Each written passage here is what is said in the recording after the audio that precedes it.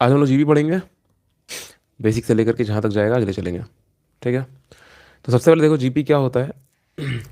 देखो बेसिकली होता क्या है कि जैसे हम लोग एपी पढ़ते हैं, एपी में क्या होता है, कॉमन डिफरेंस होता है। वैसे ही इसमें कॉमन रेशियो होता है। कॉमन रेशियो का मतलब क्या है, जैसे मान लो कोई टर्म लिखा हुआ है, जैसे मान लो यहाँ पे लिखा हुआ है ए वन ए वन कुछ भी करके दे, चलो यहाँ पे ए लिखा हुआ है, यहाँ पे ए लिखा हुआ है, यहाँ पे ए लिखा हुआ है, ए लिखा हुआ है, ऐसे करते करते करते ये टर्म आगे बढ़ रहा है।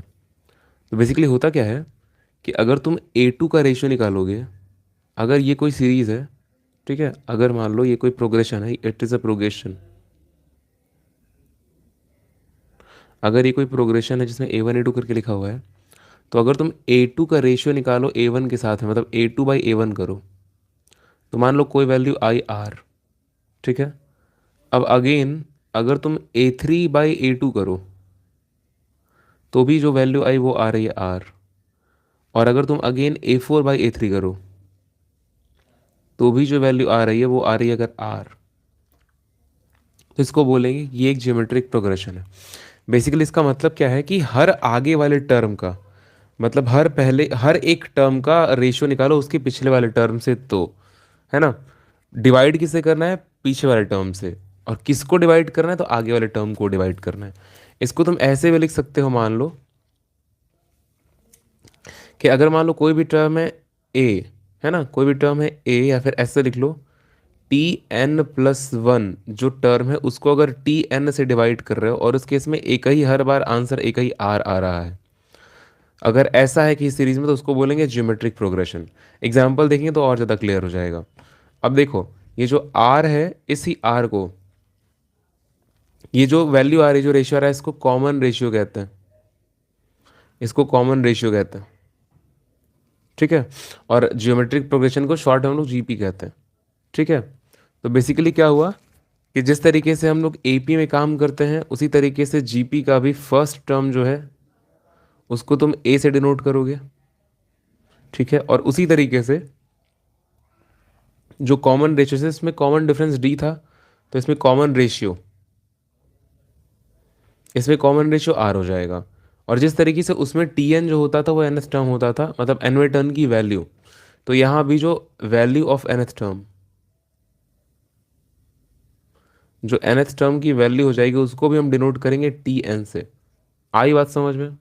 चलो अब देखो एपी के एग्जाम्पल देखो, जितने भी तुम, जैसे देखो तुमको एक बात बताते हैं, तुम जितना भी टेबल पढ़ते हो ना, 2 का टेबल हो, 4 का टेबल हो, 3 का टेबल हो, कोई भी टेबल हो, वो टेबल अपने आप में एक ज्योमेट्रिक प्रोग्रेशन होता है। मेरी बात समझो हम क्या कहना चाहते हैं। जैसे कि अगर मान लो हम कोई एग्जाम्पल लिख रहे हैं, मान लो एक प्रोग्रेशन लिखे हम, 5,10, 5,10 हो गया, फिर उसके बाद सॉरी शायद एक ही नंबर का जो है वो डिफरेंस होना चाहिए, टेबल नहीं।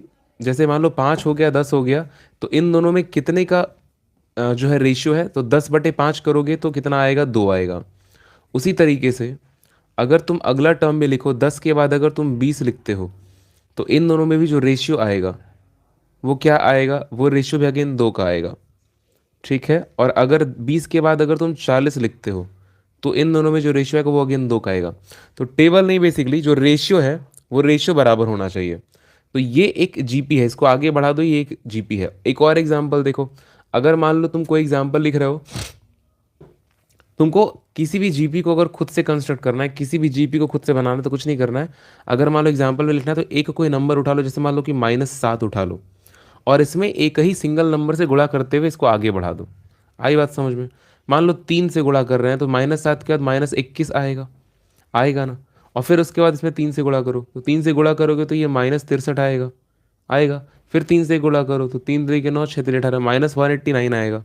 तो ये बेसिकली क्या है, ये एक जीपी है। कैसे पता करोगे, जब तुम उल्टा डिवाइड करोगे ना, 7 से डिवाइड करोगे 21 को, तो आंसर 3 आएगा। फिर 21 को डिवाइड करोगे 63 से, तो आंसर फिर 3 आएगा। फिर अगेन जब 63 को 189 मतलब में डिवाइड करोगे, तो अगेन आंसर 3 आएगा। तो बेसिकली ये क्या है, ये एक जीपी है। तो जीपी में क्या होता है, जीपी में एक फर्स्ट टर्म होता है, first term, second term, third term, और सारे के सारे टर्म्स के बीच जो रेशियो होता है, फर्स्ट सेकंड थर्ड फोर्थ सारे टर्म्स के बीच में जो रेशियो होता है, वो रेशियो कांस्टेंट होता है। ठीक है, चलो अब आगे देखो। कैसे प्रूव करोगे तो कोई दिक्कत नहीं, इसको अगर लिखना होगा तो कैसे लिखोगे, एक और एग्जांपल लेके हम तुमको दिखाते हैं कि बेसिकली किसी भी एक जीबी को तुम लिखोगे कैसे। अगर मान लो ये एग्जांपल लिखा हुआ है तुम्हारे सामने, वो एग्जांपल है अगर मान लो कि एक डिक्रीजिंग जीपी लेते हैं, जैसे एपी डिक्रीजिंग होता है ना, घटते चला जाता है, एक बीच में एक जीरो, पहले निगेटिव होता है फिर जीरो होता है फिर पॉजिटिव आता है, वैसे एक जीपी लेते हैं हम। जैसे कि मान लो चलो -2 ले लो। अब इसमें -2 में जब रेशियो को तुम फ्रैक्शन में लोगे, जैसे 1/2 रेशियो ले लो, तो 1/2 से डिवाइड करोगे तो 1 आएगा माइनस में, फिर -1/2 आएगा, आएगा ना, फिर उसके बाद फिर अगेन 1/2 तो -1/4 आएगा, है ना। 1/2 से कर रहे हैं, फिर करोगे -1/8 आएगा। तो ये एक जीपी है जिसमें कि जो कॉमन रेशियो है वो क्या है, +1/2 का है। यहाँ भी कॉमन रेशियो क्या है, +1/2 का है। सबका जो कॉमन रेशियो है वो +1/2 का है, और इसीलिए ये तुम्हारा जीपी है, क्योंकि इसमें फर्स्ट टर्म भी है ना, और कॉमन रेशियो भी है। ठीक है, तो ये एक एग्जाम्पल हो गया जीपी का। अब देखो एक बात, जीपी एक और तरीके की हो सकती है, कैसी हो सकती है समझो। अगर मान लो कोई जीपी शुरू हो रही है माइनस से मान लो -4 से शुरू हुई कोई जीपी, -4 से शुरू होने के बाद, -4 से शुरू होने के बाद अगर मान लो तुम उसमें जो कॉमन रेशियो ले रखे हो, अगर तुमसे कॉमन रेशियो चलो मान लो नेगेटिव, कोई जीपी माइनस से शुरू हो रही है और उसका कॉमन रेशियो नेगेटिव है, देखो बेसिकली होगा क्या। अगर कोई जीपी -4 से शुरू हो रही है तो उसका कॉमन रेशियो आर की वैल्यू हम निगेटिव ले लिए, चलो मान लो ले लिए हम -2 आर की वैल्यू, तो इस एपी का अगला टर्म क्या हो जाएगा, माइनस का माइनस में गुणा करोगे तो प्लस और 8 हो जाएगा, फिर -16, फिर 32, फिर -64, फिर 128, फिर -256। ये बेसिकली क्या हो रहा है पता है, फिर 512 आएगा, फिर 1024 आएगा, प्लस माइनस में बेसिकली क्या हो रहा है देखो, पहले माइनस आया फिर प्लस आया फिर माइनस आया फिर प्लस फिर माइनस फिर प्लस फिर माइनस। तो ये जो ये जो एपी है, ये ऐसा क्यों प्लस माइनस क्यों आ रहा है, क्योंकि इसमें जो कॉमन रेशियो है वो भी निगेटिव और फर्स्ट टर्म में निगेटिव है। तो जब कॉमन रेशियो निगेटिव वाले का मल्टीप्लाई कर रहे हो तुम फर्स्ट टर्म में, तो क्योंकि फर्स्ट टर्म निगेटिव था इसलिए ये पॉजिटिव हो जा रहा है, और जब थर्ड टर्म पाने के लिए सेकेंड टर्म में इसका मल्टीप्लाई कर रहे हो, तो सेकेंड टर्म तो पॉजिटिव आ गया था फर्स्ट टर्म का यूज़ करके, तो सेकेंड टर्म पॉजिटिव है और कॉमन डिफरेंस नेगेटिव है, तो गुणा करके थर्ड टर्म भी क्या हो जाएगा, नेगेटिव हो जाएगा। ये भी एक एपी, इसका फर्स्ट टर्म क्या है, तो इसका फर्स्ट टर्म है -4। ठीक है, तो ये सारे जो एग्जाम्पल्स हैं ये तुम्हारे बेसिकली एपी के एग्जाम्पल्स हैं। ठीक। अब देखो हम लोग ज्योमेट्रिक क्या कहते हैं, ज्योमेट्रिक सीरीज देखो, और सीरीज की सीरीज में जितने फॉर्मूला यूज होते हैं उसको देखेंगे।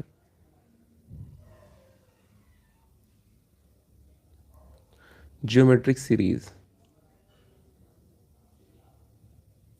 तो ज्योमेट्रिक सीरीज में अगेन अगर मान लो कि कोई एपी दे रखा है A1 A2 A3, sorry AP नहीं, जीपी, अगर कोई जीपी दे रखा है A1 A2 A3 A4 A5, ऐसे करते करते ये आगे बढ़ रहा है। ठीक है,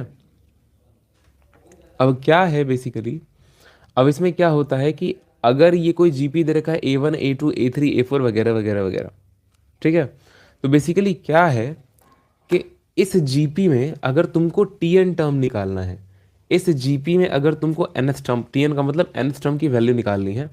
गुड इवनिंग, गुड इवनिंग, बहुत लेट, बहुत जल्दी, इतना जल्दी कैसे आ गए तुम।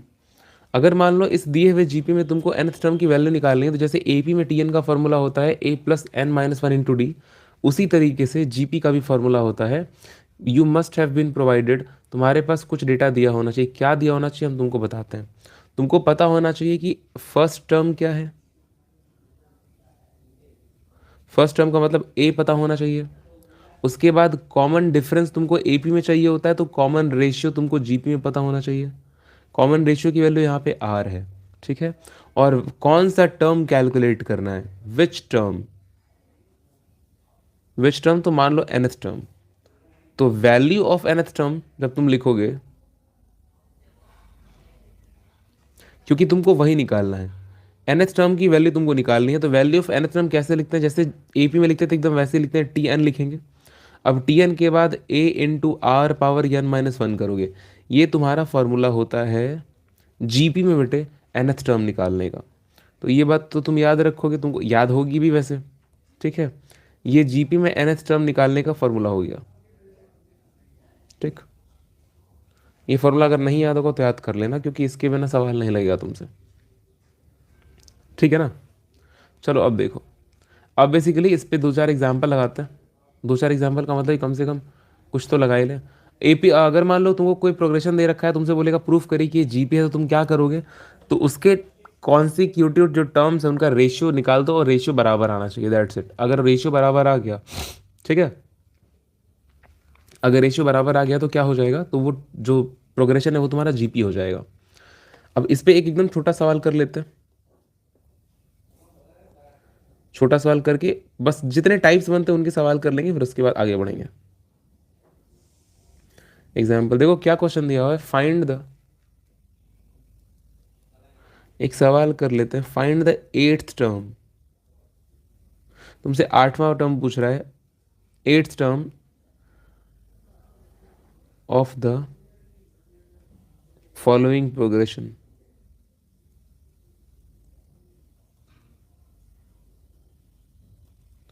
बेसिकली हेलो अर्नव, अब इसका एट्थ टर्म फाइंड करने के लिए तुम क्या करोगे, बेसिकली तुम फॉर्मूला लगाओगे T8 इज इक्वल टू, अच्छा एक्सप्रेशन लिख दें पहले, एक्सप्रेशन तुम लिखे ही नहीं, 1/4 कॉमा -1/2 कॉमा 1 कॉमा -2 कॉमा 4।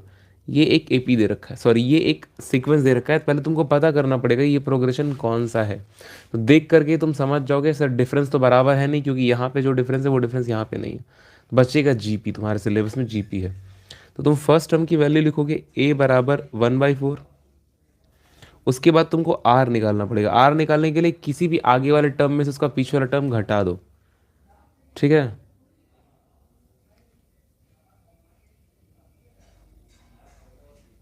क्या सर सिमेट्री पढ़ाते हैं? सिमेट्री बेटा, सीमेट्री तुम लिखे काम समझ नहीं पा रहे बाबू। सीमेंटरी लिखे हो या सिमेट्री लिखे हो?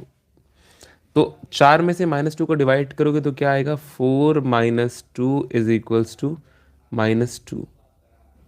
अच्छा केमिस्ट्री, ओ हो, अरे केमिस्ट्री। चलो ये आर की वैल्यू हो गई। अब तुमको आर पता है और तुमको ए पता है। अब बात है कि कौन सा टर्म की वैल्यू पूछ रहा है, तो एट्थ टर्म की वैल्यू पूछ रहा है। तो एन इज इक्वल्स टू यहाँ पे 8 हो जाएगा। बस आठवें टर्म की वैल्यू निकालनी, तुम निकाल लो टी एन का यूज़ करके। तो टी एन बराबर फॉर्मूला क्या लिखते हो जीपी में, टी एन बराबर होता है ए, टी एन बराबर देखो यहाँ लिखियो a × r⁻n−1, तो इसको यहाँ लिखेंगे, ठीक है। अब ए की वैल्यू कितनी है, ए की वैल्यू 1/4 है, इंटू आर, आर कितना है, आर -2 है। पावर में n-1 का मतलब 8-1, सही बात है, यही होगा। अब इसको सॉल्व करेंगे। इसको सॉल्व कैसे करोगे, देखो ये हो गया तुम्हारा 1/4 इंटू -2 के पावर ये 7 हो जाएगा। अब देखो ये हो गया 1/4 इंटू, देखो जब माइनस के पावर इवन होता है तो वो प्लस हो जाता है, और जब माइनस के पावर ऑड होता है तो माइनस ही रहता है। और 2 के पावर 7 है तो 2 दूनी 4 दूनी 8 दूनी 16 दूनी 32 दूनी 64 दूनी 128, तो ये 128 हो जाएगा। 4 से डिवाइड करोगे तो आएगा -32। दिस इज योर आंसर, ये तुम्हारा बेटे आंसर है। ये -32 जो है वो तुम्हारा क्या आंसर है, समझ गए बात को?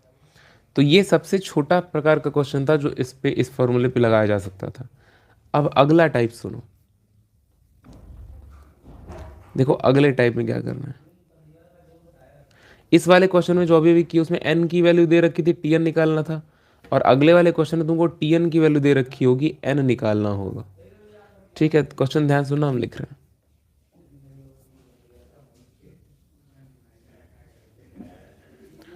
एक जीपी दिया हुआ है, जीपी है तुम्हारा 2,8,32,128, ये एक जीपी है। तुमसे बोल रहा है which term of this progression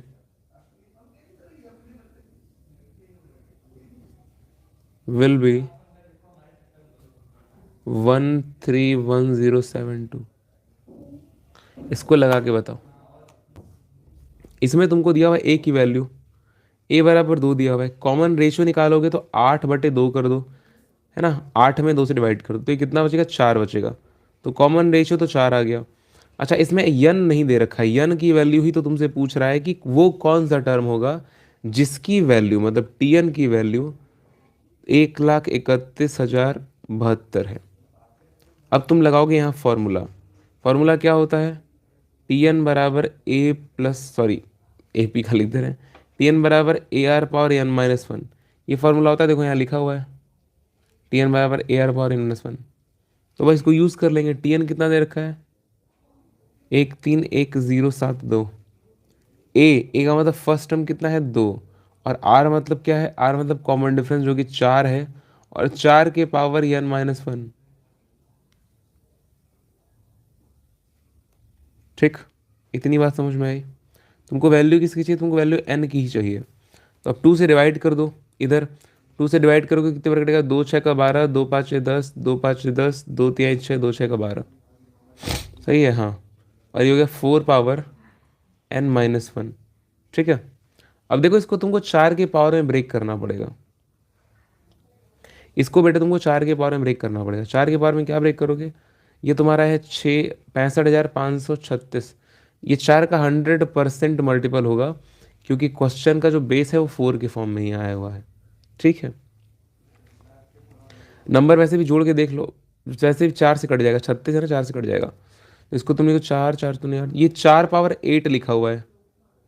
4 power 8 की वैल्यू इतनी होती है, और यहाँ पे 4 पावर n माइनस वन लिखा है। Very good. बस क्या कर रहे हैं, 4 पावर 8 इधर है, 4 पावर n माइनस वन इधर है। बेस बेस सेम दिखाई दे रहा है तुमको, इधर भी बेस 4 है, इधर भी बेस 4 है। तो कंपेयर कर लेंगे। कंपेयर करने पे तुमको क्या मिलेगा? ऑन कंपेयरिंग, जैसे ही कंपेयर करोगे तुमको, अगर बेस बेस बराबर है तो पावर ही बराबर हो जाता है। तो 8 बराबर n माइनस वन हो जाएगा, तो यहाँ से n बराबर 9 हो जाएगा। ठीक है। इसका मतलब क्या हुआ कि इस वाले एपी का जो 2 8 32 128 वाली एपी थी, उस एपी का जब तुम नौवां टर्म निकालोगे, नाइन्थ टर्म, तो वो तुमको ये मिलेगा 1,31,072।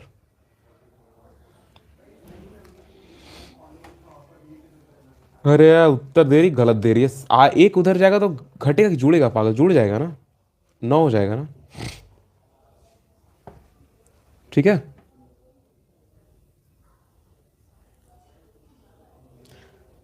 तो बाकी सवाल अभी तुम लगाना अपने सिस पे, बाकी सवाल तो अपने सिस पे लगाना। अब आगे देखो, देखते हैं अगर एक आध दो क्वेश्चन ऐसा मिल जाए तो करा देते हैं। ये चैप्टर, ये पूरा का पूरा चैप्टर में जो कॉन्सेप्ट है ना, वो कॉन्सेप्ट पूरा एपी पे ही बेस्ड है। इस चैप्टर में कुछ भी ऐसा नया नहीं है जो तुम सीख के बहुत ज़्यादा तीरंदाज जाओगे।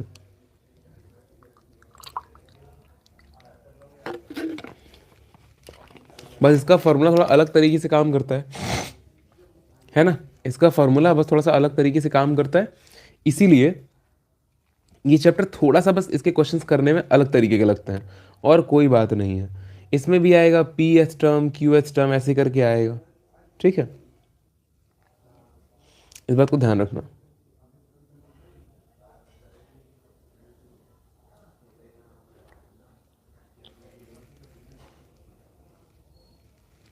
हाँ, माइनस से कर दोगी तुम, यही करो। माइनस उधर जाके माइनस से हो जाएगा ना। ये देखो, जीपी में क्वेश्चंस बहुत टाइप के लगते हैं। जैसे देखो, एपी जब तुम लोग करे होगे तुमको पता चला होगा, एपी में भी क्वेश्चंस के टाइप्स बहुत सारे हैं। फॉर्मूला सिर्फ 2 ही 3 है ना। जीपी में भी ज़्यादा फार्मूला नहीं है।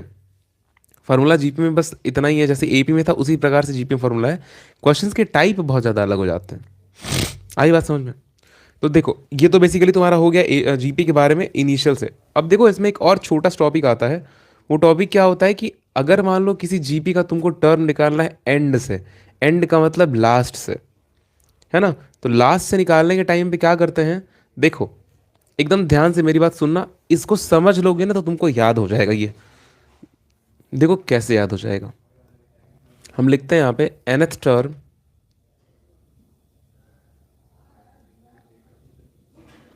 nth term from the end. एकदम ध्यान से देखो, जिंदगी में कभी भूलेगा ही नहीं। nth term from the end of a GP. किसी भी जीपी का nth टर्म फाइंड करना। अभी हम लोग क्या कर रहे थे, टीएन की वैल्यू निकाल रहे थे ना। अब वो जो टीएन की वैल्यू थी वो क्या था, वो nth टर्म की वैल्यू थी शुरुआत से, बिगिनिंग से। अब हम लोग क्या करने जा रहे हैं, अब nth टर्म की वैल्यू निकालेंगे, मतलब कि tn की ही वैल्यू निकालोगे। वो जो tn की वैल्यू है, अब वो उसमें जो n है वो लास्ट से मतलब पीछे साइड से जो है वो टर्म होगा। ठीक है, पीछे साइड से उतना, जैसे मान लो तुमसे बोले किसी जीपी का पांचवा टर्म निकालो, तो आगे से गिनोगे एक दो तीन चार पाँच, पांचवें वाले की जो वैल्यू को बता दोगे। अगर मुझसे बोले कि उसी एपी का पीछे से आठवां टर्म बताओ, तो क्या करोगे? तो इसके लिए देखो क्या करना होता है, डायरेक्ट फार्मूला होता है। करना बेसिकली क्या होता है, इसका बस मान लो जैसे लास्ट टर्म उसमें मानने थे ना, तो इसमें लास्ट टर्म को कंसिडर कर लेंगे। लास्ट टर्म अगर एल होगा, अगर किसी जीपी का लास्ट टर्म एल है, कॉमन रेशियो एन है, कॉमन रेशियो आर है, हम क्या बोल रहे हैं, कॉमन रेशियो आर है, और लास्ट से जो टर्म तुमको कैलकुलेट करना है उसकी वैल्यू एन दे रखी है। तो बेसिकली देखो फॉर्मूला क्या होता है,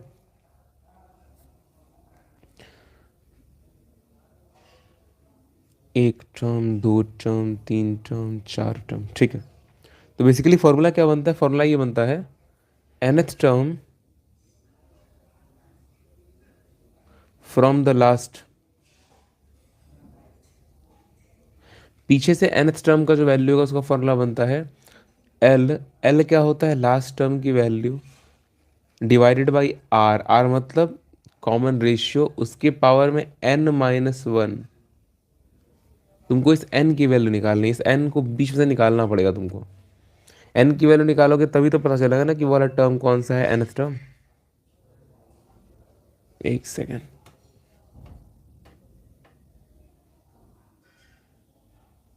हट, चलो बस ये ऑलमोस्ट एक ख़त्म ही है बस। एपी का जो फर्स्ट लेक्चर है ना, और जीपी का जो फर्स्ट लेक्चर है वो ऑलमोस्ट ख़त्म ही है, क्योंकि फिर इसके बाद जीपी पे प्रॉब्लम आ जाएगा अलग अलग टाइप का। और वो जो बेसिकली एपी में जो फॉर्मूले हैं और जीपी में जो फॉर्मूले हैं, मैटर सिर्फ वही फॉर्मूला नहीं करेंगे, मैटर करेगा वो जो टाइप से क्वेश्चन है ना, अलग अलग टाइप के क्वेश्चन, वो क्वेश्चन करने ज़रूरी है। ठीक है, क्योंकि आज जो जीपी पढ़ रहे हैं तो जीपी में अभी हम लोग nth टर्म से रिलेटेड सारी चीज़ें पढ़ेंगे, और इसके बाद, अरे हाँ सर ये गधई, अच्छा आवाज़ नहीं पागल। इसके बाद जो अगला पार्ट बच जाता है जीपी का, वो है तुम्हारा क्या कहते हैं, सम वाला फॉर्मूला, जैसे एपी में पढ़े थे, है ना। तो चलो देखो, अरे अब क्या बोल रहे थे हम, भूलवा दी हंस करके बीच में। हाँ खैर, तो nth term from the last क्या हो जाएगा, ये l अपॉन में r पावर n-1 हो जाएगा। बेसिकली देखो ये कैसे आता है, जब तुम nth term from initial from the beginning करते हो तो क्या आता है उसकी वैल्यू, tn बराबर, देखो ऊपर में शुरुआत का पहला टर्म होता है, ऊपर में शुरुआत का पहला टर्म होता है, और नीचे और उसके साथ में क्या होता है, इनटू r पावर n-1, ये होता है। देखो जब तुम लास्ट टर्म निकालते हो, टी एल कर देते हैं इसको हम, चलो लास्ट टर्म की वैल्यू।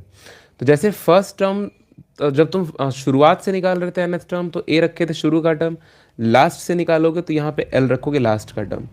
उसके बाद देखो nth टर्म की वैल्यू निकाल रहे हो, इसलिए पावर में तो n-1 ही रहेगा, लेकिन देखो यहाँ पे जब रेशियो था, रेशियो की वैल्यू तुम आर ले लिए थे, क्योंकि तुम जब चल रहे थे एपी में शुरू से तो उस नंबर का गुणा करते हुए चल रहे थे। लेकिन जब तुम सीरीज को उल्टा देखोगे, तो सीरीज में उल्टा देखने के टाइम में तुमको पता चले कि यार कॉमन रेशियो का मल्टीप्लाई हो रहा है। मतलब ऐसे जैसे मान लो ये हुआ ना, 2, 4, 8, 16, 32, 64, ये, तो इसमें जब तुम इधर से आगे से इधर जाओगे, इधर इधर इधर, तो तुमको देखा सर दो का आप गुणा कर रहे हैं, मतलब कॉमन रेशियो के लिए दो है। लेकिन जब तो 64 से 32, फिर 16, फिर 8, फिर 4 इधर आओगे, 4 फिर 2, तो यहाँ तुमको देखोगे 64 से 32 कैसे होगा, 1/2 का गुणा हो जाएगा, 1/2, 1/2, 1/2। मतलब कि जब आप सीधे चल रहे हैं तो कॉमन रेशियो अगर आर है, उल्टा चलेंगे तो 1/r हो जाएगा। तो इसीलिए जब लास्ट टर्म से लेते हैं, मतलब उल्टा चलते हैं, तो लास्ट टर्म की जो वैल्यू होती है क्या होती है, एल इंटू, हो जाती है एल इंटू, अच्छा आर, आर की जगह 1/r लिखेंगे, तो 1/r, 1 लिखने की जरूरत नहीं है, 1/r लिख दो, उसके पावर में n वर्स में चुपचाप लगा दो। तो ये फॉर्मूला पता है सिमिलर चीज़ होती है, सिमिलर है एकदम, अलग नहीं है कुछ। बस थोड़ा सा जो बच्चे नहीं समझना चाहते हैं वो उनको एज इट इज़ याद कर लेते हैं ऐसे ही। अब याद कर लोगे तो फिर एक शॉर्टकट सा लगने लगता है कि हाँ ठीक है क्या समझना है। लेकिन जब क्वेश्चन पूरा थॉरली अच्छे से करोगे तो उसमें प्रूविंग आती है, और प्रूविंग से जो अंडरस्टैंडिंग है वो ज़्यादा क्लियर होती है। तो पीछे से nth टर्म निकालने का फॉर्मूला बेसिकली क्या होता है, t n is equals to, जब हम लोग आगे से nth टर्म निकालते हैं तो उसका फॉर्मूला जो जिसको जनरल टर्म भी कहते हैं, तो जनरल टर्म n के लिए फॉर्मूला क्या होता है, t n is equals to a into r power n minus one. और जब वही हम लोग लास्ट से निकालते हैं तो a की जगह पे l हो जाता है which is the last term. और वो जो r power n minus one होता है वो अपॉन में चला जाता है, जो कि तुमको यहाँ पे दिखाई दे रहा है। ठीक है, अब देखो आगे बढ़ते हैं कि अगर एपी में मान लो तीन नंबर्स को एज्यूम करना है, तो तीन नंबर को एपी में कैसे एज्यूम करोगे? तो एपी में एज्यूम करते हैं एक ए माइनस डी, दूसरा ए और तीसरा ए प्लस डी, जिसमें कि जो कॉमन डिफरेंस की वैल्यू होती है वो क्या होती है, डी। थ्री नंबर्स एज्यूम करना है। और अगर एपी में तुमको चार नंबर मानने होते हैं तो हम ए माइनस थ्री डी मानते हैं, उसके बाद ए माइनस डी मानते हैं, उसके बाद ए प्लस डी मानते हैं, और उसके बाद ए प्लस थ्री डी मानते हैं। लेकिन यहाँ पे एक कैच होता है कि यहाँ पे जो कॉमन डिफरेंस जब तुम निकालोगे तो यहाँ पे कॉमन डिफरेंस तुम टू डी है उसको कहोगे, क्योंकि देखो इन सारे कॉन्सिक्यूटिव टर्म्स में टू डी का डिफरेंस है। ठीक है, और अगर पांच नंबर सपोज करना होता है तो पांच नंबर एकदम आराम से सिंपली हम लोग क्या सपोज कर लेते हैं, अभी हम एपी की बात करें, जीपी की बात नहीं कर रहे हैं, एपी से रिलेट करेंगे अभी। ठीक है पांच नंबर क्या एज्यूम करते हो तुम? पांच नंबर एज्यूम करते हो, पहले ए माइनस टू डी लेते हो, फिर ए माइनस डी लेते हो, देखो कॉमन डिफरेंस डी का हो रहा है सर, फिर ए लेते हो, फिर ए प्लस डी लेते हो, और फिर ए प्लस टू डी लेते हो। यहाँ पे कॉमन डिफरेंस जो होता है वो हो जाता है डी का। ये तुम एपी में कंसिडर करते हो, लेकिन हमको बात करनी है जीपी में। जीपी में क्या बात करनी है, देखो अगर मान लो जीपी किसी क्वेश्चन में तुमको कोई वैल्यू दे रखी है और तुमको सपोज करने की जरूरत पड़ी, कंसिडर करने की कि चार नंबर हैं जो कि जीपी में है, या फिर तीन नंबर हैं जो कि जीपी में है, तो तुम कैसे एज्यूम करोगे? तो बेसिकली तुम क्या करोगे, इन अ जीपी, जीपी मतलब ज्योमेट्रिक प्रोग्रेशन, ध्यान रखना, इन अ जीपी कंसिडर करना है अगर तो थ्री नंबर्स, तीन नंबर को तुम कैसे कंसिडर करोगे? तो तीन नंबर को तुम ऐसे कंसिडर करोगे, देखो कॉमन बेसिकली कोई भी जीपी जैसे कोई भी एपी कैसे बनती है, फर्स्ट टर्म से और कॉमन डिफरेंस से, वैसे ही कोई भी एपी का फॉर्मेशन हो गया। अब जीपी का फॉर्मेशन कैसे होता है, फर्स्ट टर्म और कॉमन रेशियो से। तो उसमें तुम जीपी को क्या मानोगे, पहले जीपी को तुम पहला टर्म मानोगे ए अपॉन में आर, जैसे एपी में ए माइनस डी करते हो, डी घटाते हो, और बीच वाले में डी गायब हो जाता है और लास्ट वाले में डी जुड़ जाता है, उस तरीके से जीपी में आर डिवाइड करेंगे, फिर बीच वाले टर्म में आर हट जाएगा और लास्ट वाले में आर मल्टीप्लाई हो जाएगा, ए इंटू आर। बात समझ में आ रही है? ये तीन नंबर हैं जिनको तुम जीपी में कंसिडर कर सकते हो। इसमें अगर कॉमन डिफरेंस लिखोगे, सॉरी कॉमन डिफरेंस नहीं, सॉरी कॉमन रेशियो, तो जीपी में कॉमन रेशियो कितना आएगा, देखो आर का डिफरेंस आ रहा है, सब में आर आर का मल्टीप्लाई हुआ है ना, हर टर्म में आर का मल्टीप्लाई होकर अगला टर्म आया है। आगे देखो, ये तो हो गया तीन टर्म कंसिडर करने के लिए। अब अगला देखो, अगर तुमको चार टर्म्स कंसिडर करने हैं एपी में, चार number, four numbers in GP, तो चार नंबर तुम जीपी में क्या कंसिडर करोगे? सबसे पहले देखो, जब इसमें चार वाला माने थे तो थ्री डी डी था, तो वैसे ही इसमें जब तुम चार कंसिडर करोगे तो ए तो सब में रहेगा, बस यहाँ पे नीचे आर क्यूब हो जाएगा, और फिर ए रहेगा, फिर आर हो जाएगा, फिर ए इंटू आर और ए इंटू आर क्यूब। मेरी बात ध्यान से सुनो, जब तुम इनमें भी डिफरेंस देखोगे ना तो डिफरेंस तुमको सब में आर स्क्वायर का दिखाई देगा, आर स्क्वायर आर स्क्वायर, देखो सब में आर स्क्वायर मल्टीप्लाई होते चला गया है। इसी को देख लो, इन्हीं दोनों को देख लो, ए आर से ए आर क्यूब कैसे मिलेगा, आर स्क्वायर का मल्टीप्लाई करोगे तब। जैसे कि एपी में क्या होता था कि जो कॉमन डिफरेंस है वो कॉमन डिफरेंस टू डी का था, तो इस वाले में चार टर्म्स के लिए जो कॉमन रेशियो हो जाएगा वो ध्यान रखना आर स्क्वायर हो जाएगा। जब भी चार नंबर कंसिडर करोगे इस तरीके से तो उनमें कॉमन रेशियो आर स्क्वायर हो जाएगा। ये बात तुमको और भी ज़्यादा क्लियर तब समझ में आएगी जब तुम असल में इसके क्वेश्चंस लगाओगे। ठीक है, इसके बाद देखो थर्ड, जैसे पांच नंबर अगर कंसिडर करना हो, फाइव नंबर्स, तो कैसे कंसिडर करोगे? एकदम ईजी है, ए अपॉन आर स्क्वायर से शुरू करेंगे और आर को कॉमन रेशियो मान लेंगे, तो ए बाई आर स्क्वायर, फिर ए बाई आर, फिर ए आर, और फिर ए आर स्क्वायर। ये हो गया पांच नंबर। बात समझ में आ रही है? इतनी बात ठीक है। और अगर मान लो तुमको ये दे ही नहीं रखा है कि कॉमन रेशियो वगैरह क्या है, तो कुछ नहीं, तुम किसी भी एपी को, सॉरी किसी भी जीपी को ऐसे मान लो, है ना, standard AP, standard GP. Standard GP क्या होती है? स्टैंडर्ड जीपी होती है भाई A R square, A R cube, ऐसे। अगर उनके बारे में कुछ नहीं देखा है कि 4 है कि 5 है, नहीं पता कितना है, तो तुम ऐसे नॉर्मल एक जीपी जैसे एपी कैसे कंसिडर करते हैं, नॉर्मल एपी तुम कैसे कंसिडर करते हो, एक स्टैंडर्ड एपी। अगर ये नहीं दे रखा है 3 टर्म्स मानो 4 टर्म मानो, तो स्टैंडर्ड एपी कैसे कंसिडर करते हो, ए लिखते हो, ए प्लस डी लिखते हो, ए प्लस 2 डी लिखते हो, ये एपी में लिखते चले जाते हो। तो जीपी में क्या लिखोगे, ए आर स्क्वायर वगैरह वगैरह। आई बात समझ में। तो इस पे बेस्ड एक छोटा सा एग्जाम्पल देखो। क्वेश्चन में क्या बोल रहा है कि एक जीपी है जिनके 3 टर्म्स का सम जो है वो दे रखा है 13/12।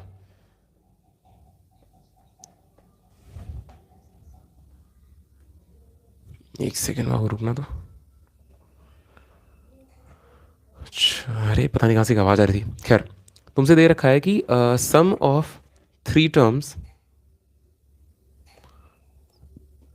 Of a GP is 13/12। किसी जीपी के 3 टर्म्स का सम 13/12 दे रखा है और उसका प्रोडक्ट, एंड प्रोडक्ट दे रखा है -1। ये प्रोडक्ट है -1 और ये 13/12 क्या है, सम है 3 टर्म्स का। तुमसे बोल रहा है find these terms, find these terms का मतलब कौन सा टर्म, ये जो तुम तीनों टर्म्स माने हो उसकी वैल्यू बतानी है। तो देखो क्या करोगे, बेसिकली सॉल्यूशन करते हैं। 3 टर्म को कंसिडर करना है तो 3 टर्म क्या मानोगे, ए बाई आर मानोगे, ए मानोगे और ए इंटू आर मानोगे, ये 3 टर्म्स कंसिडर करोगे। और जैसा कि क्वेश्चन में गिवन है, तुम सबसे पहले लिखोगे let 3 terms in GP be a by r, a और ए आर, वेयर, जहां पे a is the first term and r is the common ratio. ठीक। अब देखो जो क्वेश्चन में दिया हुआ है, as per the given question, question में क्या दे रखा है, क्वेश्चन में दे रखा है कि इनका जो सम है वो 13/12 है। तो इन तीनों टर्म्स का सम क्या हो जाएगा, a by r plus a r, ये दे रखा है 13/12। इनका प्रोडक्ट भी दे रखा है तुमको -1, तो प्रोडक्ट देखो क्या होगा, a by r into a r, ये इनका प्रोडक्ट हो जाएगा। ये दे रखा है -1, ठीक है, ये दे रखा है कितना, -1। अब बेसिकली देखो यहाँ से आर कट जाएगा, 3 बार ए है तो ये हो जाएगा ए क्यूब की वैल्यू -1 है। अगर ए क्यूब की वैल्यू -1 है तो ए की वैल्यू क्या हो जाएगी, ए की वैल्यू हो जाएगी -1। अगर ए क्यूब की वैल्यू -1 है तो ए की वैल्यू -1 ही होगी। तो यहाँ से फर्स्ट टर्म आ गया -1, ठीक है। अब कुछ नहीं करना है, इस -1 को तुम उठा करके यहाँ रख दो, आर की वैल्यू आ जाएगी। इस -1 को उठा के इन तीनों जगह पे रख दो, आर की वैल्यू आ जाएगी।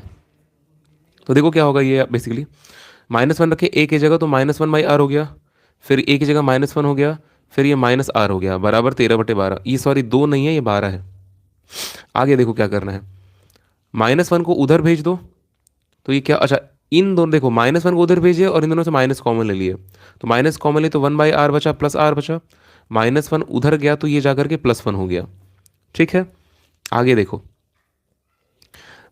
इसको सॉल्व करो तो ये क्या हो गया, बेसिकली -1/r, ब्रैकेट में -1/r प्लस आर बराबर, इसको सॉल्व किया तो 25/12 हो गया, आई गेस 13 12 25, हाँ ये 25/12 हो गया।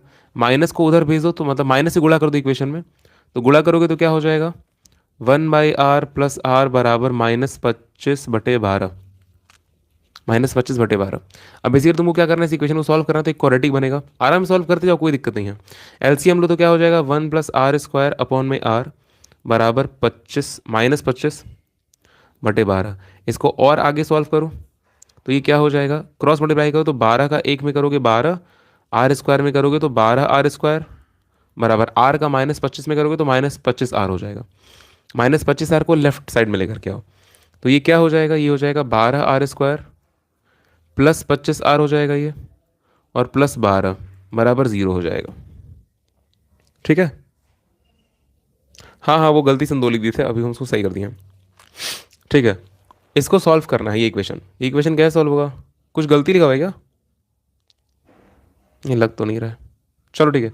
हाँ तो 2 नंबर फाइंड करने हैं जिनका गुणा करने पे कितना चाहिए, 144 चाहिए, क्योंकि 12 × 12 करोगे ना, गुणा करने पे 144 और जोड़ने पे 25 चाहिए। तो ये क्या हो जाएगा, 16 16 और 9, 16 और 9 हो जाएगा, तो 12r² प्लस 25r को तोड़ोगे 16r प्लस 9r में, और प्लस 12 बराबर 0। जो कॉमन है कॉमन ले लो, इन दोनों में देखो 4 कॉमन है और r कॉमन है। 4r कॉमन लिए 3r बचा प्लस 4 बचा। इन दोनों में 3 कॉमन है तो 3 कॉमन कर लो, तो यहाँ पे 3r प्लस 4 बचा बराबर 0। अब ब्रैकेट कॉमन है तो ब्रैकेट कॉमन कर लो, यहाँ पे लिख लो सॉल्यूशन। जब ब्रैकेट कॉमन करोगे तो क्या बचेगा, एक ब्रैकेट में 3r प्लस 4 बचेगा और दूसरे ब्रैकेट में 4r प्लस 3 बचेगा बराबर 0। यहाँ से r की वैल्यू लिखोगे और यहाँ से लिखोगे, तो पहले वाले से लिखोगे तो r बराबर -4/3 आएगा और दूसरे वाले से r बराबर -3/4 आएगा। ये बेसिकली तुम्हारी r की वैल्यू हो गई। a की वैल्यू तुम क्या निकाले थे, a की वैल्यू -1 निकाले थे। a इक्वल्स टू -1 दोनों जगह लिख दो।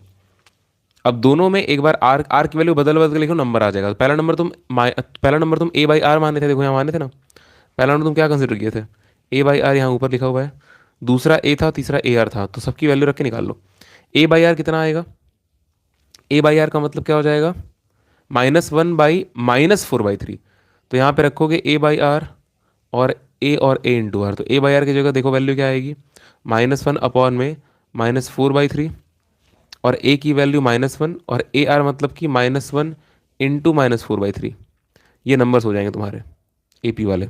इसको और भी सॉल्व कर लो तो एक बेसिकली क्या हो जाएगा, माइनस माइनस कटेगा 3 ऊपर, तो पहला नंबर 3/4, दूसरा नंबर -1 और तीसरा नंबर 4/3। ठीक है, ये तुम्हारा आंसर आ रहा है, ये तुम्हारा आंसर आ रहा है, चेक करके देख लेना। ठीक है, और जब तुम r बराबर -3/4 रखोगे, देखो ये क्या हो जाएगा, r बराबर -3/4 रखोगे तो क्या होगा, a/r कॉमा a और कॉमा ar। a की वैल्यू -1 r की वैल्यू -3/4 रखे, ठीक है, और a की वैल्यू -1 और a की वैल्यू अगेन -1 इंटू -3/4। ये हम कहाँ से रख रहे हैं, जो हम पहले एज्यूम किए थे AP वहीं से उठा करके रख रहे हैं और कुछ नहीं कर रहे हैं। तो यहाँ से माइनस माइनस प्लस हो जाएगा, 4 ऊपर चला जाएगा तो 4/3 हो गया, -1 हो गया और माइनस माइनस प्लस 3/4 हो गया। ये बेसिकली तुम्हारा आंसर हो जाएगा, ये तुम्हारा आंसर हो जाएगा। एक वाला ये हो गया, एक पेयर नंबर्स के सेट एक ये हो गया और दूसरा सेट यहाँ राइट में लिखा हुआ है। ठीक, ये तुम्हारा आंसर हो गया। ठीक है, तो ये तो बस एक एग्जाम्पल था जिस पे तुम बेस करके सवाल लगा सकते हो। अब अगेन तुम्हारा काम शुरू हो रहा है सवाल लगाने का। ठीक है, सारे एग्जाम्पल्स, और हम चलते हैं आगे अपने अगले टॉपिक पर। सम का फॉर्मूला जो है उसको पढ़ेंगे, sum of n terms, n terms का सम। ठीक, बेसिकली देखो, जब जीपी में तुम एन टर्म्स का सम निकालते हो, जब किसी जीपी में तुम एन टर्म्स का सम निकालते हो तो उसके दो अलग अलग केसेस बनते हैं और वो दोनों केस तुमको ध्यान होना चाहिए। ठीक है, हम उसकी प्रूविंग नहीं कराएंगे क्योंकि सर डायरेक्ट तुम लोग बोले हो कराने के लिए, हम डायरेक्ट करा दे रहे, क्वेश्चंस कर लेंगे उस पर। किसी जीपी में एन टर्म्स का सम निकालते हैं दो तरीके से निकालते हैं। जैसे देखो एपी में क्या होता है, एपी में कभी कभी कॉमन डिफरेंस की वैल्यू पॉजिटिव आती है और कभी कभी कॉमन डिफरेंस की वैल्यू नेगेटिव आती है। ठीक है, एपी में कभी कभी कॉमन डिफरेंस की वैल्यू पॉजिटिव आती है और कभी कभी कॉमन डिफरेंस की वैल्यू नेगेटिव आती है, लेकिन दोनों के लिए फॉर्मूला सेम ही होता है ना। क्या सेम होता है, n/2 ब्रैकेट में, हम एपी की बात कर रहे हैं अभी, ठीक है, हम गलत नहीं बोल रहे हैं, हम एपी की बात कर रहे हैं। एपी में फॉर्मूला क्या होता है, n/2 ब्रैकेट में 2a plus n-1 into D. ये तब होता है जब फर्स्ट टर्म और कॉमन डिफरेंस दिया हो। और एक लास्ट टर्म वाला भी फॉर्मूला होता है, तुमको याद होगा, Sn बराबर होता है n/2 ब्रैकेट में a प्लस एल। तो क्या होता है, चाहे डी की वैल्यू नेगेटिव हो चाहे पॉजिटिव, एपी में तो दो ही फॉर्मूले होते हैं। और यहां पे जब तुम देखोगे क्या कहते हैं जीपी में, तो जीपी में जो कॉमन रेशियो है वो दो अलग अलग फॉर्मूले बना देता है। अगर कॉमन रेशियो की वैल्यू एक से बड़ी है तो फॉर्मूला दूसरा बनेगा, अगर कॉमन रेशियो की वैल्यू एक छोटी तो फॉर्मूला दूसरा बनेगा। हम यहाँ लिख रहे हैं, देखो अब एक तो हो गया कॉमन रेशियो, ऊपर से दो फॉर्मूले और बनते हैं जब तुम लास्ट टर्म लेकर के सॉल्व करते हो। तो सम का फॉर्मूला देखो क्या होता है, सबसे पहली बात, व्हेन, जब तुम r की वैल्यू एक से अगर छोटी ले रहे हो, कॉमन रेशियो एक छोटी का मतलब 1/2, 1/3, 0.5, 0.6 ऐसे अगर है r की वैल्यू, और दूसरे केस में एक से बड़ी है मतलब कि इंटीजर है, या फिर 3/2 है मतलब एक से बड़ी होनी चाहिए। तो दोनों फॉर्मूला देखो क्या बनता है, एक होता है Sn बराबर, जब फर्स्ट टर्म दिया हो लास्ट टर्म ना दिया हो, तो Sn बराबर होता है ब्रैकेट में, मतलब पहले बाहर सॉरी, a ब्रैकेट में 1 - r पावर n, ये n सिर्फ r के ऊपर होता है, ध्यान रखना। और अपॉन में 1 - r। ये कब होता है? जब फर्स्ट टर्म दिया हो। और एक और होता है जब लास्ट टर्म दिया हो। तो एस एन बराबर a - L r अपॉन में 1 - r। ठीक। ये कब है? ये तब है जब फर्स्ट टर्म दिया हो। ये कब है? जब लास्ट टर्म दिया हो। पहला फॉर्मूला फर्स्ट टर्म, दूसरा फॉर्मूला लास्ट टर्म में। अब देखो, अगर r की वैल्यू 1 से बड़ी है तो सम का फॉर्मूला क्या होता है? कुछ नहीं, बस ये वाला आइडेंटिटी इधर उधर, मतलब ब्रैकेट के अंदर वाले आइडेंटिटी बदल जाते हैं। कुछ नहीं होता है, बस इतना ही समझो कि जब ये होगा तो देखो यहाँ पे a लिखा था तो यहाँ भी a रहेगा। लास्ट वाले टर्म में क्या होता है? लास्ट वाले टर्म में भी चीज़ें बदल जाएंगी और इसमें चीज़ें बदल जाएंगी। देखो हम लिख रहे हैं क्या होता है। एक सेकेंड। हाँ, तो सबसे पहली बात है कि नीचे में 1 - r तुमको चारों फॉर्मूले में दिखाई देगा, इस बात को ध्यान रखोगे। नीचे में 1 - r तुमको चारों फॉर्मूले में दिखाई देगा। ठीक। लेकिन इधर क्या होता है कि इसमें a तो रहता है, ब्रैकेट के अंदर की चीज़ बदल जाती है। ये r - n इधर आ जाता है और 1 चला जाता है माइनस के बाद। और इसमें भी वही होगा। इसमें क्या होगा? इसमें LR - a होगा। बेसिकली देखो, ब्रैकेट के बाहर कोई चेंज नहीं हो रहा है। जो भी चेंज हो रहा है ब्रैकेट के अंदर ही हो रहा है। और क्या चेंज हो रहा है? पहला वाला टर्म दूसरा टर्म की जगह ले रहा है, दूसरा टर्म पहले टर्म का जगह ले रहा है। ठीक है। ये फॉर्मूला ध्यान रखना, तुम्हारे दिमाग में होना चाहिए। ठीक। पूरा घेर ही दिया जाए फिर।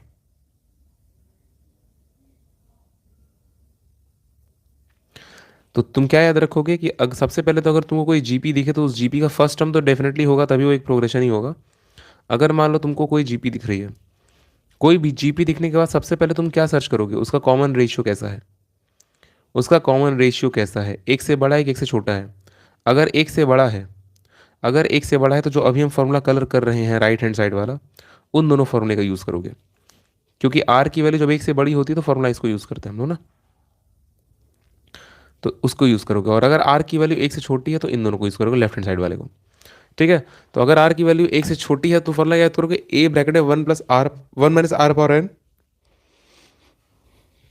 अपॉन में 1 - r। और अगर लास्ट टर्म वाला यूज़ करना है तो क्या करोगे?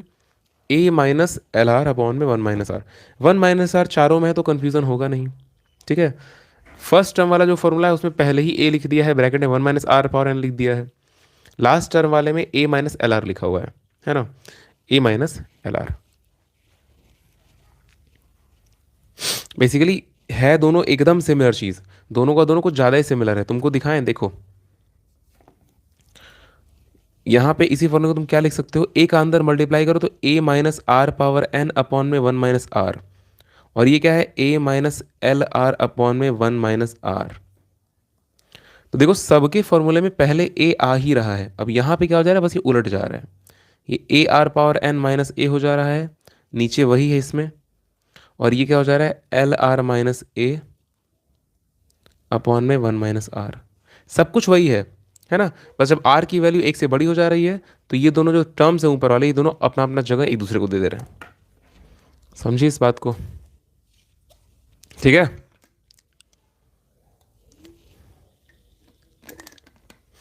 हम्म। ओके।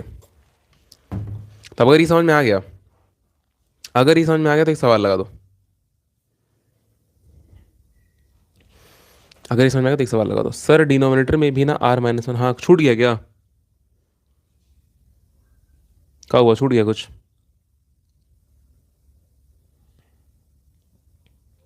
क्या छूटा यार? कुछ गड़बड़ा गया क्या? अच्छा अच्छा अच्छा अच्छा अच्छा, हाँ। ये हम गलत लिख दिए। यहाँ पर भी r - 1 होगा, क्योंकि सारा का सारा टर्म बदलेगा ना ऊपर नीचे का। r - 1 होगा, ये सही बात है। ये r - 1 हो जाएगा अगर r की वैल्यू एक से छोटी है। देखो, इस बात को ऐसे समझ लो कि अगर r की वैल्यू एक से छोटी है, अगर r की वैल्यू एक से छोटी है तो 1 में से r घटेगा। अगर r की वैल्यू एक से छोटी है तो 1 में से r घटेगा। जैसे देखो, इस वाले टर्म में देखो, यहाँ पे ऊपर में, इसको हम पहले करेक्ट कर दें। ये r - 1 होगा और ये भी r - 1 होगा। देखो बेसिकली हम क्या कह रहे हैं कि जब r की वैल्यू एक से छोटी, हाँ हाँ, 1 - r की जगह r - 1। ठीक है ना? हो गया ना? सही है ना? कि अभी गड़बड़ी है कुछ? एस एन बराबर, हमको तो लग रहा है सही हो गया यार, कहीं कुछ छूटना नहीं चाहिए। ठीक है, आर की वैल्यू एक से छोटी मतलब आर एक से छोटा है, मतलब एक में से आर को घटाएंगे तो ही पॉजिटिव आएगा। तो देखो यहाँ पे नीचे एक में से आर को घटा दिया गया है, और यहाँ पे ऊपर भी बेसिकली ब्रैकेट के अंदर देखो एक में से आर वाला टर्म घटा हुआ है। ठीक, तो ये तुम्हारा फॉर्मूला बन गया पूरा। और यहाँ पे क्या हो रहा है, इसमें भी देखो वही हो रहा है, जब एक आर की वैल्यू एक से छोटी है तो इसमें भी सेम गोज। लेकिन जब आर की वैल्यू एक से बड़ी हो जाएगी, जब आर की वैल्यू एक से बड़ी हो जाएगी तो इसका मतलब कि अब एक को आर में से घटाना पड़ेगा। तो देखो इसमें एक जो है वो आर में से घटा हुआ है, तो आर माइनस वन इस वाले में, और ये नीचे वाले में भी सेम केस।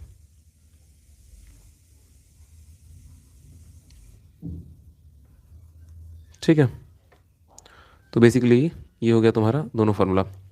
हाँ, तो हम कह रहे थे कि एक क्वेश्चन लगा दो बस, आसान सा सरल सा सवाल। यहाँ पे हम लिखते रहे एग्जाम्पल। चलो, क्वेश्चन है, तुमको सम निकालना है। सीरीज दे रखी है 1, 1/2, 1/4, 1/8, ऐसे करते करते, और सम कहाँ निकालना है, 12 टर्म्स का, 12 टर्म्स का सम निकालना है। ये एक जीपी है। चलो देखो लगा रहे हैं, ठीक है।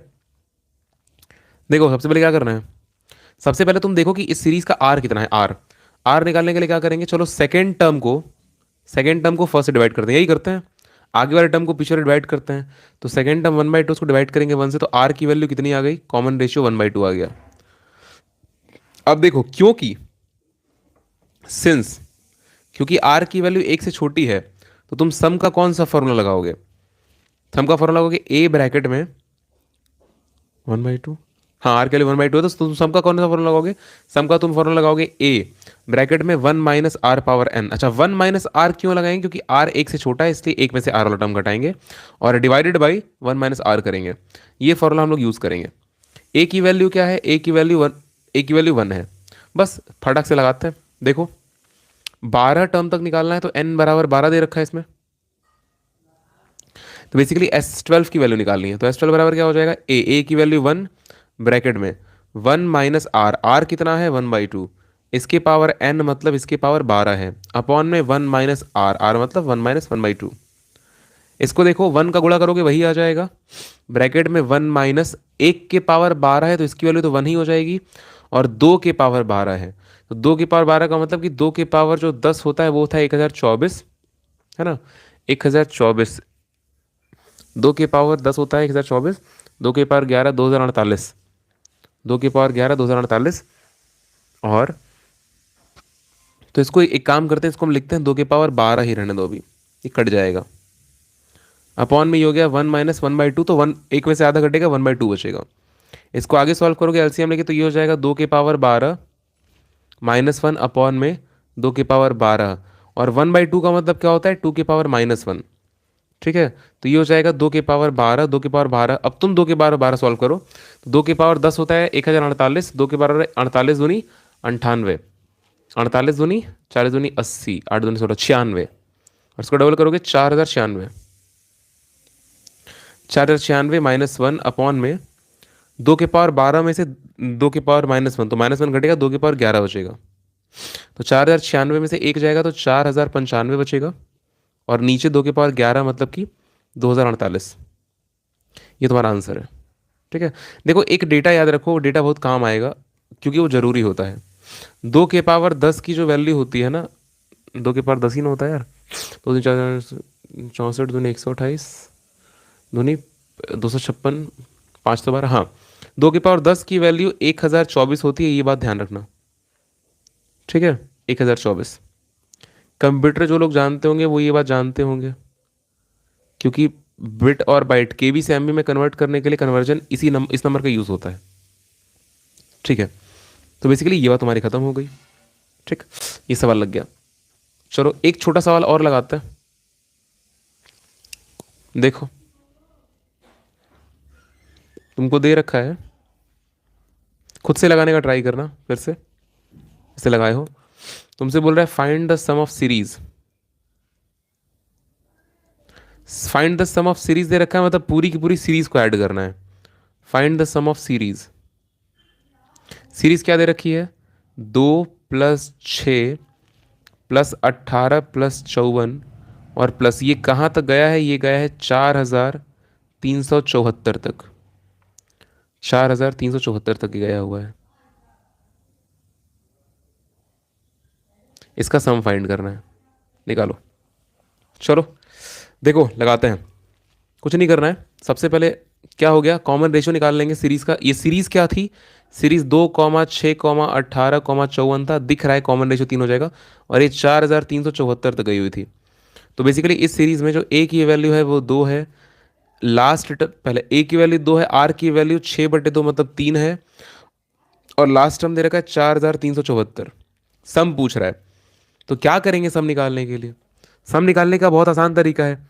जब लास्ट टर्म दिया होता है उसके केस में फॉर्मूला लिखे हैं, तो पहले तुमको आर निकालना होता है कि कौन सा वाला फॉर्मूला हम लोग यूज करेंगे, है ना।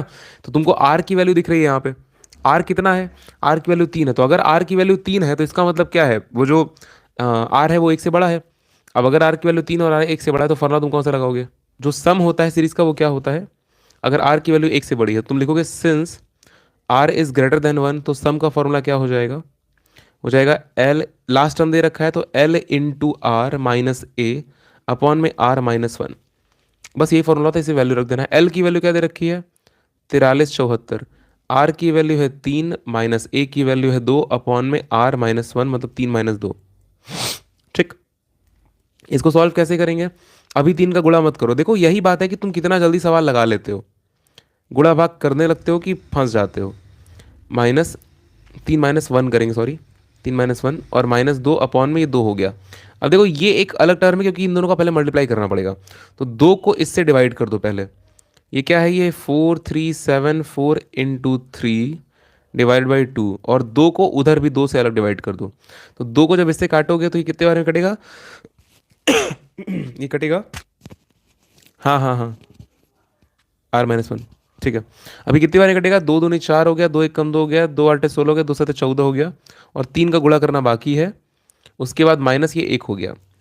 इसको सॉल्व करोगे तो क्या हो जाएगा? 7 तिले के 21 के हासिल लगा 1, 8 तिले के 24, 1 25, 26 के 6 हासिल लगा 2, 3 एकम 3 2 5 और 3 दूनी 6 और -1। तो इसका आंसर आ गया 6560। ये तुम्हारा बेसिकली आंसर हो गया।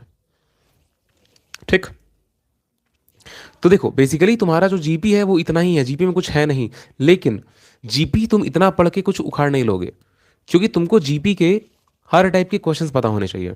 और हर टाइप के क्वेश्चंस तब तुमको पता लगेंगे जब तुम सवाल लगाओगे। 2 4 अभी बातें हैं इंपॉर्टेंट जो हम तुमको बता दे रहे हैं, उन बातों के बाद तुमको ऐसा लगेगा कि हाँ ठीक है, अब तुम्हारा एक लेवल तक जीपी खत्म हो गया। ठीक, तो देखो कुछ पॉइंट्स यहाँ पे लिखते हैं। इनमें से कुछ पॉइंट्स तुमको आरएस में मिलेंगे और कुछ पॉइंट्स नहीं मिलेंगे। तो पॉइंट नंबर 1, पहला पॉइंट देखो, कोई भी सीरीज जीपी में कब होगा? देखो अगर मान लो, एक सेकंड, अगर मान लो ये लिखा हुआ है, कोई जीपी लिखी हुई है ए आर स्क्वायर AR³ ऐसे इज अ जीपी। तो अगर तुम इसका रेसिप्रोकल कर दोगे, सारे टर्म्स का रेसिप्रोकल कर दोगे, 1/A 1/AR 1/AR², 1/AR³, तो ये भी, this will also be a GP, तो ये भी एक जीपी होगा। ठीक, तुम लोग के पेपर में आया था ना वैसा वाला क्वेश्चन, क्या कहते हैं, ट्रू एंड फॉल्स वाला। ठीक है, अगली बात सुनो। अगर मान लो, अगर मान लो कि इसके साथ 1 की जगह पे तुम कुछ और भी कर देते हो, जैसे इन सारे टर्म से 1 का गुणा था, लेकिन अगर मान लो यहाँ पे 2 2 2 होता, 2 2 2 2, तो यहाँ पे भी ऑटोमेटिक 2 2 2 सब जगह चला आता, तो भी वो एक जीपी होता। ठीक है, अब देखो एक और इंपॉर्टेंट बात है जीपी के बारे में, वो क्या है कि अगर मान लो if if three numbers if 3 numbers, that is A, B and C are in GP, अगर 3 नंबर ए बी सी जीपी में हैं तो इनके बीच में एक रिलेशन होता है। जैसे कि अगर 3 नंबर ए बी और सी एपी में होते हैं तो उनके बीच में क्या रिलेशन होता है?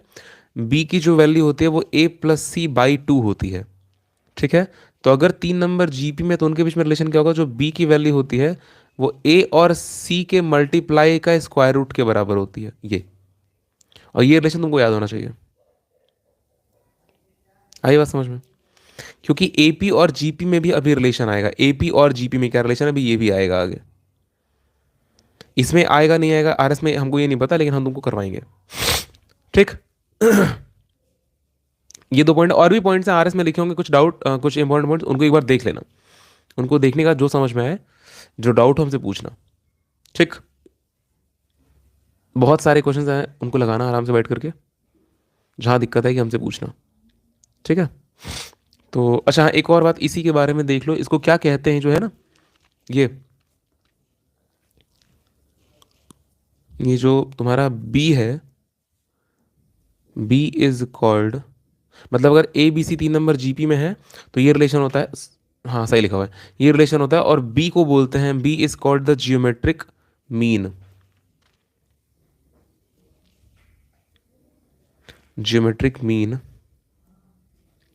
बिटवीन या फिर ऑफ ए एंड सी। ए और सी का जियोमेट्रिक मीन होता है जो बी होता है। ऐसे ही तुम जब एपी में देख रहे थे, तो एपी में जब आता है बी बराबर a plus c by two, तो उस केस में बी को arithmetic mean of a and b कहते हैं। ठीक है। तो बी को यहाँ पे ज्योमेट्रिक मीन कहते हैं, क्योंकि ये ज्योमेट्रिक प्रोग्रेशन है। आई बात समझ में? बस। तो ये तुम्हारा हो गया नोट, इंपॉर्टेंट वाली बात। उसके बाद तुम अब बैठ करके सवाल लगाओ आराम से, तुमको क्वाड्रेटिक आना चाहिए। एक और इसमें कॉन्सेप्ट आता है, वो आता है कि किसी भी 2 नंबर के बीच में कितने, मतलब अगर बहुत सारे ज्योमेट्रिक मीन तुमको निकालना है, तो उसका फॉर्मूला आता है, वो थोड़ा सा ऊपर की चीज़ हो जाएगी। ऊपर की चीज़ का मतलब कि उसको भी करेंगे हम लोग। ठीक है। Geometric mean, sorry, geometric progression सिर्फ इतना ही हम ये कह रहे हैं, पूरा का पूरा प्रोग्रेशन प्रोग्रेशन खत्म नहीं हुआ है अभी। ठीक है। अभी तुम्हारे अंदर लिमिट डेरिवेटिव करेंगे, इसके बाद वही करेंगे, लिमिट डेरिवेटिव ही करेंगे। अभी तो टाइम है, हो जाएगा लिमिट डेरिवेटिव आराम से, उसमें कहाँ टेंशन ले रहे हो तुम। और वैसे भी चलो इसके बारे में क्लास में बात करेंगे हम। ठीक है। इनफाइनाइट सीरीज होगी तुम्हारी, और तुम्हारा n term, n geometric mean होगा बिटवीन टू गिवन नंबर्स। उसके बाद बैठ के आराम से सवाल लगाओ, और कोई बात बताओ। तो जीपी खत्म। जीपी में कुछ मिसलेनियस सीरीज है, उसको हम करा देंगे। कोई बात नहीं, एक काम करो, कल दोपहर को भी आ जाओ। कल दोपहर को 12 बजे आ जाओ कोचिंग, 12 बजे आ जाओ। कल दोपहर को क्लास करा देते हैं, उसका क्या कहते हैं, लिमिट्स एंड डेरिवेटिव का। Bye bye.